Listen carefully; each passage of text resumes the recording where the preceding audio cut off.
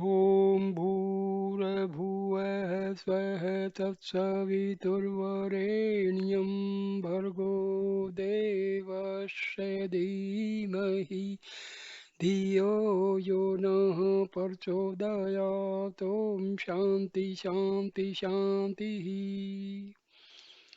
नमस्ते दोस्तों, आज मैं आपको छांदोग छांदोग्य उपनिषद से एक और कहानी सुना रहा हूँ, वैष्णवर की खोज में।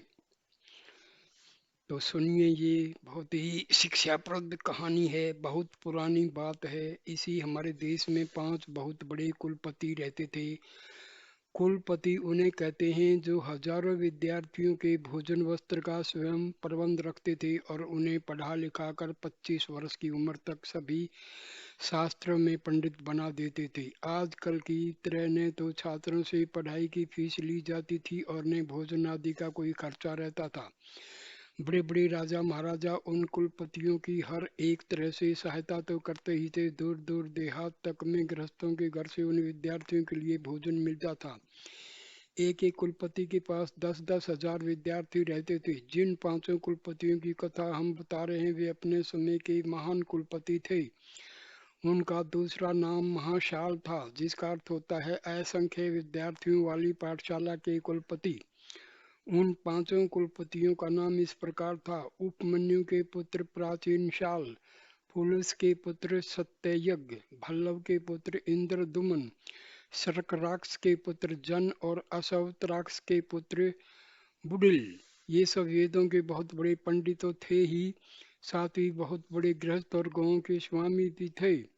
जब कभी कोई त्योहार या पर्व पड़ता था तब ये 5 कुलपति एक जगह पर एकत्रित होते थे और उन उन विषयों पर विचार चर्चा करते थे जिन पर किसी को कुछ संदेह रहता था या जनता में जिसकी बहुत बड़ी जरूरत होती थी। इसी परिसर में एक बार ये 5 कुलपति इकट्ठे हुए थे और शास्त्रों की चर्चा चल रही थी कि एक 70 साल का बूढ़ा गृहस्थ जो देखने में वैश्य मालूम पड़ता था उनकी सभा में आया और आदर सहित हाथ जोड़कर बोला: पंडितों, मेरे मन से आत्मा क्या है और ब्रह्म क्या है, इस बात को लेकर बहुत बड़ा संदेह फैला है। शास्त्रों की पुस्तकों में बहुत कुछ लिखा गया है मगर उससे वास्तविक संतोष नहीं होता और न वे सारी की सारी बातें मेरी समझ में ही आती हैं। आप सब हमारे देश के विख्यात पंडित यहाँ इकट्ठे हुए हैं, ऐसा संयोग फिर कभी नहीं मिलेगा। यही सोचकर मैं आया हुआ हूँ और प्रार्थना करता हूँ कि एक अबोध बच्चे की भांति मुझे सब तरह से अयोग्य समझकर मेरी इस शंका का निराकरण करें। कुलपतियों की गोष्ठी में थोड़ी देर के लिए सन्नाटा छा गया। सभी एक दूसरे का मुंह ताकने लगे। जिज्ञासु वैश्य भक्ति भाव से विनीत मुद्रा में बैठ गया। उसके उत्सुक हृदय से हर्ष के हिलोरे उठने लगे और कान कुलपतियों के वचनामृत का पान करने के लिए तैयार हो गए। पर कुलपति गण अभी तक मौन भाव से एक दूसरे के उत्तर देने का मौका ढूंढ रहे थे। परिणाम यह हुआ कि बड़ी देर तक सब के सब चुप बने रहे। अंत में उम्र में सबसे ज्येष्ठ उपमन्यु के पुत्र आचार्य प्राचीन शाल ने कहा: भद्र, ब्रह्म और आत्मा संसार के जर्रे जर्रे में छिपा हुआ है, उसको अच्छी तरह से समझने की जरूरत है। अच्छा होगा कि आप किसी दूसरे दिन फुर्सत से आवें। अभी हम लोग एक दूसरे विषय पर विचार कर रहे हैं जिस पर कोई निर्णय नहीं हुआ है। उससे अवकाश पाकर आपको खुद बुलाएंगे। इस समय अक्षमा कीजिए। जिज्ञासु वैसे उठकर खड़ा हो गया और हाथ जोड़कर बोला: महात्मन, मेरी अशिष्टता को अक्षमा कीजिए। मैं जा रहा हूँ और जब आप फुर्सत पाए मुझे बुला लें। मेरा घर यहाँ से बहुत दूर नहीं है, आज्ञा पाते ही फिर सेवा में उपस्थित होऊंगा। कुलपतियों की एक बला टली। यूं किसी विद्यार्थी या पंडित को ब्रह्म या आत्मा के विषय में समझाने के लिए इन्हें कुछ भी सोचना नहीं पड़ता था। वेदों और शास्त्रों के वचनों की व्याख्या करके उसे संतुष्ट कर सकते थे, मगर आज एक ऐसे व्यक्ति से काम आ पड़ा था जिसके लिए शास्त्रों की व्याख्या ही कारगर नहीं हो सकती थी। उसे खूब समझा बुझाकर संतुष्ट करना था, उसकी हर एक दलीलों का उचित समाधान करना था। वैश्य के चले जाने पर कुलपतियों को गोष्ठी में ब्रह्म और आत्मा के विषय में विचार शुरू हो गया और अपनी अपनी सूझबूझ और श्रवण शक्ति से सब विचार करने में प्रवृत्त हो गए। किंतु दिन भर बीत जाने के बाद भी सब उलझे पड़े रहे। नई नई शंकाएं उठ गई और शास्त्रों के सैद्धांतिक वचनों में मन ही मन भ्रम फैलता गया। दूसरे दिन भोजनादि से निवृत्त होकर वे फिर उसी आत्मा और ब्रह्म के विचार में लीन हो गए, पर उस दिन भी नई नई शंकाओं और नए नए भ्रमों का तांता लगा रहा। किसी निश्चित मत पर पहुंच नहीं सके। अनगिनत शिष्यों को संतुष्ट कर देने वाली उन सभी कुलपतियों की बुद्धि इस विषय पर मूढ़ हो गई। वे मन ही मन बहुत लज्जित भी हुए। आखिरकार सबने मिलकर यह तय किया कि किसी दूसरे ऐसे विद्वान के पास चलकर इसका उचित समाधान कराया जाए जो ब्रह्मवेता हो। वे खुद देश के बहुत बड़े विद्वान थे, इसलिए उनकी शंका का समाधान करना कोई मामूली बात नहीं थी। जाते भी तो किसके पास जाते? खुद उन्हीं के लिए यह लज्जा की बात थी कि सारे जीवन ब्रह्म और आत्मा के विचार में सिर खपाने वाले आचार्यों को भी अपने ज्ञान पर संतोष नहीं है। इस तरह बहुत सोच विचार के बाद यह तय हुआ कि इसमें हमारे देश में मुनिवर अरुण के पुत्र उद्दालक का नाम ब्रह्मज्ञानी पंडितों में सबसे अधिक चढ़ा बढ़ा है। उन्हीं के पास हम लोग चलकर पहले अपनी शंकाएं समाहित कर लें। वे आत्मरूप वैष्णवर को भली भांति जानते हैं। यह राय पक्की हो गई और दूसरे दिन प्रातःकाल वे सब के सब अरुण के पुत्र उद्दालक के आश्रम की ओर रवाना हो गए। उद्दालक का आश्रम वहां से बहुत दूर था। कई दिनों तक पैदल चलने के बाद पांचों कुलपति आश्रम के समीप पहुंचे। उस समय उद्दालक अपने कुछ शिष्यों को पढ़ा रहे थे। दूर से ही देश के विख्यात उन पांचों कुलपतियों को देखकर उन्हें यह समझने में कोई कठिनाई नहीं हुई अवश्य ही ये लोग किसी शास्त्रीय विषय पर मुझसे समाधान करने के लिए आ रहे हैं। ये सब के सब खुद वेद शास्त्र के इतने बड़े पंडित होकर जो मेरे पास आ रहे हैं, तो वह शंका भी कोई मामूली नहीं होगी, क्योंकि अपने अपने आश्रमों को छोड़कर इनका इतनी दूर का आना किसी छोटे विषय के कारण नहीं हो सकता। इनके प्रश्न का उत्तर देना सरल काम नहीं है। अभी मुझ में इतनी योग्यता नहीं है कि ऐसे ऐसे विद्वानों के साथ शास्त्रार्थ कर सकूं। अच्छा यही होगा कि इन्हें किसी दूसरे आचार्य के पास भेजकर अपना पिंड छुड़ाऊं। उद्दालक शिष्यों के बीच बैठे बैठे ये विचार कर ही रहे थे कि वे सब एकदम समीप आ गए।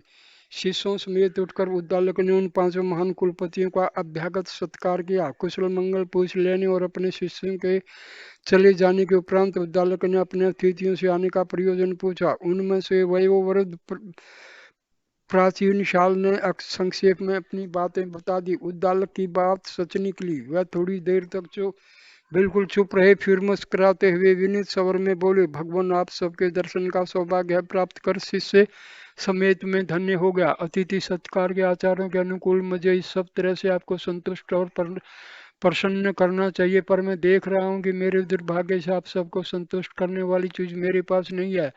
आप सब हमारे देश के कुलपति में से एक से बढ़कर एक हैं। ब्रह्म और आत्मा के विषय में आपकी शंकाओं का निराकरण करना मेरे बूते की बात नहीं है। मैं भी उतना ही बता सकूंगा जितना आप सब जानते हैं। मेरी जानकारी में इसमें केकय देश के राजा अशोकपति ही आपकी शंकाओं का समुचित समाधान कर सकते हैं। वे आत्मरूप वैष्णव के सुप्रसिद्ध जानकार हैं। इस विषय में उन्होंने बहुत अधिक अध्ययन और परिशीलन किया है। यदि हम सब लोग उनके पास चलें तो मुझे आशा है कि वे हमारी सारी शंकाओं का निराकरण कर ब्रह्म और आत्मा के संबंध में समुचित ज्ञान देंगे। उद्दालक की छल रहित बातों को सुनकर वे सब कुलपति एक दूसरे का मुंह देखने लगे। जीवन में ब्रह्म की महत्ता पर इतनी गहराई से सोचने का अवसर उन्हें नहीं लगा था। निरुपाय होकर वे सब दूसरे ही दिन प्रातःकाल केकय देश के राजा अशोकपति के पास चलने को राजी हो गए। केकय देश आजकल केकेशिया नाम से विख्यात है। उसमें भारत की सीमा वहां तक मानी जाती थी। महाराज दशरथ की रानी केकई उसी केकय देश के राजा की पुत्री थी। दूसरे दिन वे पांचों कुलपति उद्दालक के साथ सुदूर केकय देश की ओर पैदल ही रवाना हो गए। उस समय न रेल थी न हवाई जहाज। मुनियों को जो गृहस्थी में रहते हुए भी संसार के विषय भोगों से दूर रहते थे, हाथी घोड़ा की सवारी से कतई कोई संबंध नहीं था। उनके विद्या प्रेम का इससे बढ़कर दूसरा आदर्श क्या हो सकता है कि वे इतने बड़े विद्वान और मनीषी होकर भी पैदल ही केकय देश की ओर चल पड़े। रास्ते के दुर्गम पहाड़ी, नदियों और जंगलों को बहुत दिनों में पार कर वे केकय देश की राजधानी में पहुंच गए। राजा अशोकपति को उनके आने का जब समाचार विदित हुआ तो वे बहुत प्रसन्न हुआ।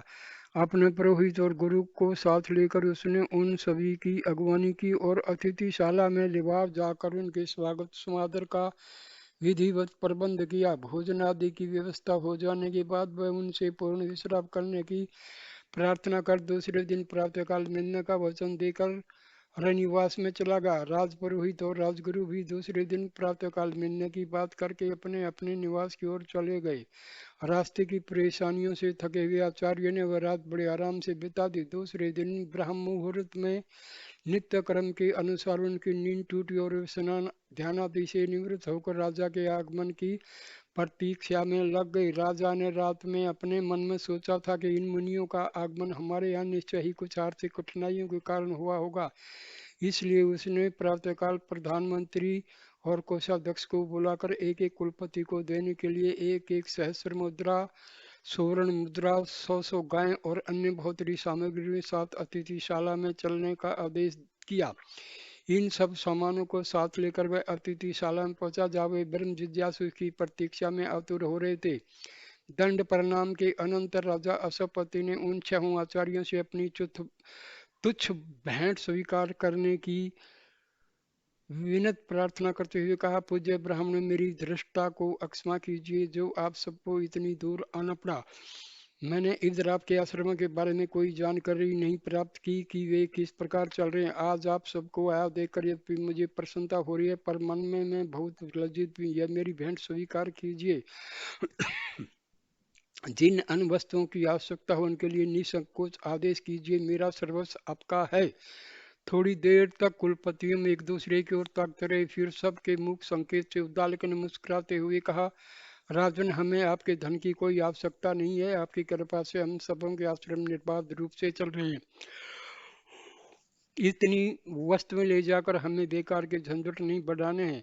कृपया हमारी धृष्टता को अशिष्टता न समझिए। उद्दालक की बातों से राजा अश्वपति के हृदय को बड़ा धक्का लगा। उसने मन में सोचा कि ये सर्वश्रेष्ठ कुलपतिगण ब्रह्म के पूर्ण जानकार मुझे ये अपराधी और अधर्मी समझ रहे हैं, जो मेरा दिया हुआ धर्म स्वीकार नहीं कर रहे हैं। इस तरह थोड़ी देर तक अन्य कुलपतियों के उत्तर की प्रतीक्षा भी वह करता रहा, पर वे सब के सब चुप बैठे हुए थे। आखिरकार उसने अपने दिल की बात को प्रकट करते हुए कहा, मुनियों, मेरे राज भर में कोई चोर नहीं है, न कोई सूम है, न कोई शराबी है। ऐसा कोई द्विज मेरे राज्य में नहीं रहने पाता जो अग्निहोत्र न करता हो या वेदों का जानकार न कोई व्यभिचारी पुरुष है, न कोई व्यभिचारिणी स्त्री है।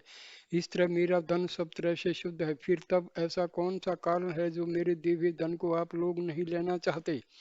राजा की विनीत बातों को सुनकर चहु वेदज पंडितों ने एक स्वर से कहा, राजन, हम लोग इतने धन की कामना से आपके पास इतनी दूर नहीं आए हैं।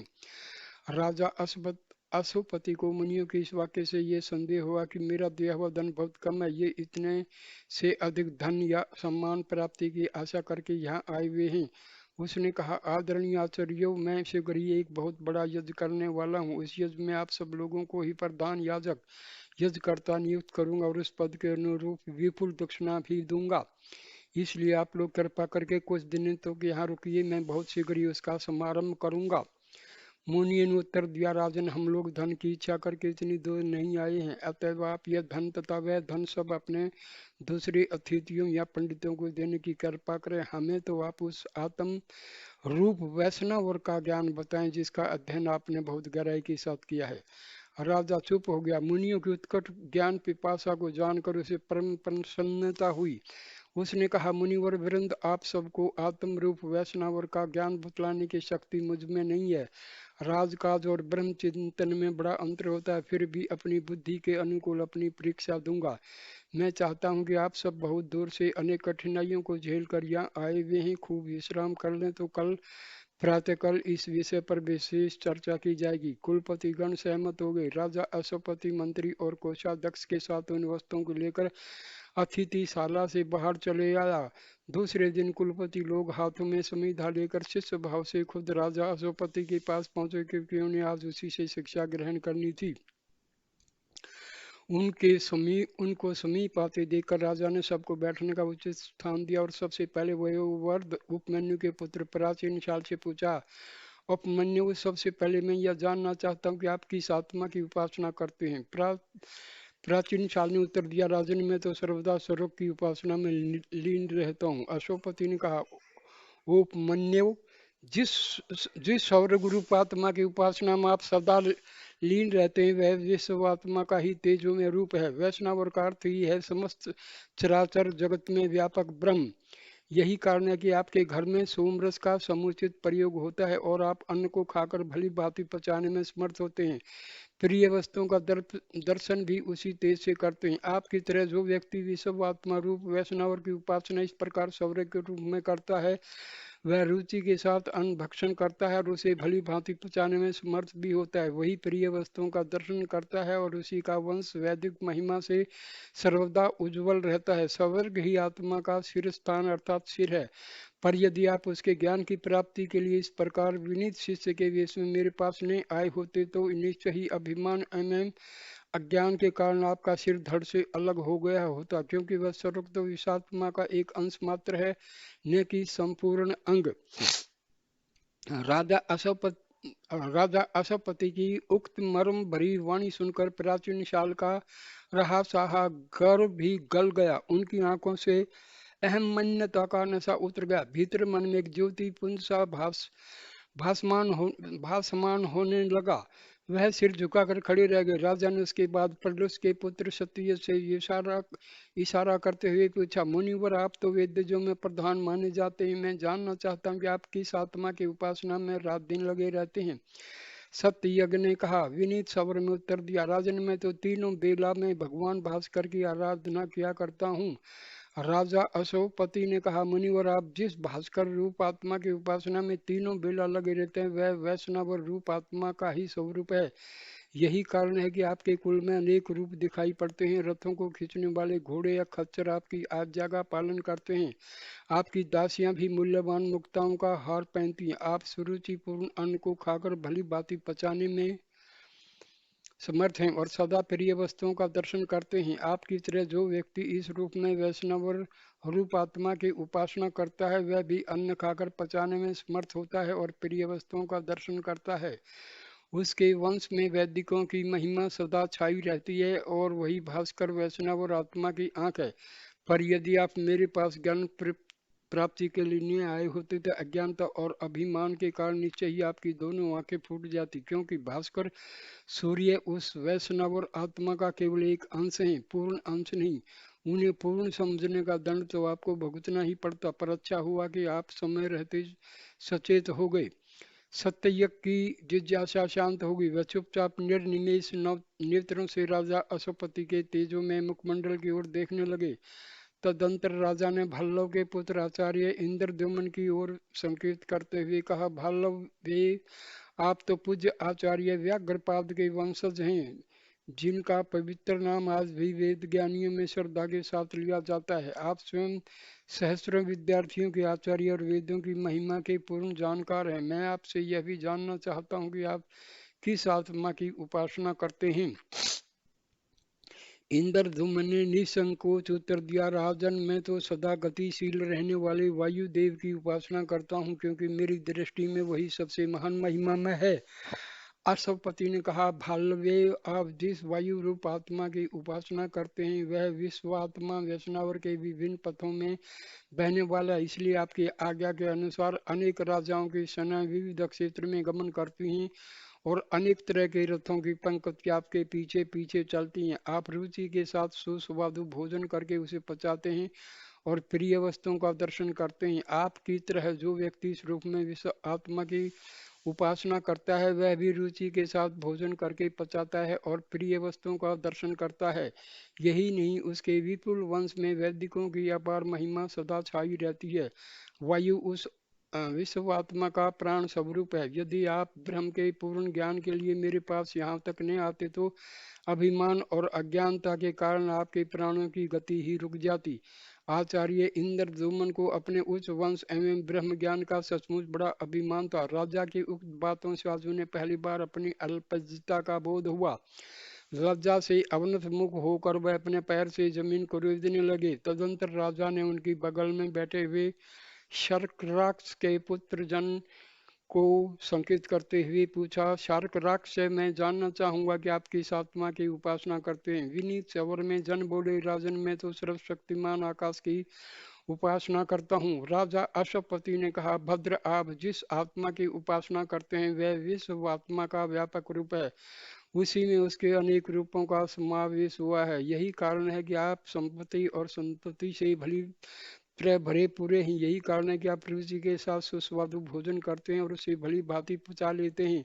जो भी व्यक्ति आपकी तरह इस आकाश रूप में वैष्णव और आत्मा की उपासना करता है, वह रुचि के साथ सुस्वादु भोजन करता है और उसे भली भांति पचा लेता है। उसके विशाल कुल में सदा वैदिक महिमा छाई रहती है और वह सर्वदा प्रिय वस्तुओं और प्रियजनों का दर्शन करता है। यही आकाश उस वैष्णव और आत्मा का धड़ है। यदि आप मेरे पास पूर्ण ज्ञान प्राप्त करने के लिए न आए होते तो अज्ञानता और अभिमान के कारण आपका भी धड़ सूख जाता, क्योंकि आप केवल वैष्णव और आत्मा के एक ही अंग की उपासना कर रहे थे और उसे पूर्ण समझने का स्वांग भर रहे थे। आचार्य जन बाहर से कुछ लज्जित से पर भीतर भीतर बहुत प्रसन्न भी।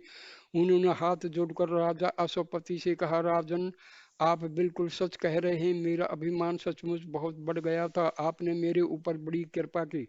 तदंतर राजा अश्वपति ने अश्वतर के पुत्र आचार्य बुडिल की ओर हाथ उठाकर कहा, भद्र, आप आत्मा के किस स्वरूप की उपासना करते हैं? बुडिल ने विनम्र भाव से कहा, राजन, मैं तो जल की उपासना करता हूँ, क्योंकि मेरी दृष्टि में उससे बढ़कर शक्तिमान कोई दूसरी आत्मा नहीं है। राजा ने कहा, महाशय, आप सच बात कर रहे हैं। आप जिस आत्मा की उपासना करते हैं वह वैष्णव और आत्मा का वैभव है। यही कारण है कि आप श्री संपन्न और पुष्टिमान हैं। आपके रुचि पूर्वक भोजन करने और उसे भली भांति पचाने का भी यही कारण है। आप भी इसीलिए सदा प्रियजनों एवं प्रिय वस्तुओं का दर्शन करते हैं। आपकी तरह जो व्यक्ति इस जल रूप में विश्व आत्मा की उपासना करता है वह सुस्वादु भोजन की अच्छी तरह पचाता है और सदा प्रियजनों एवं प्रिय वस्तुओं का दर्शन करता है। उसके कुल में आप ही की तरह चिरकाल तक वैदिकों की महिमा छाई रहती, किंतु यह सब होते हुए भी वह जल उस विश्व आत्मा का निम्न भाग है।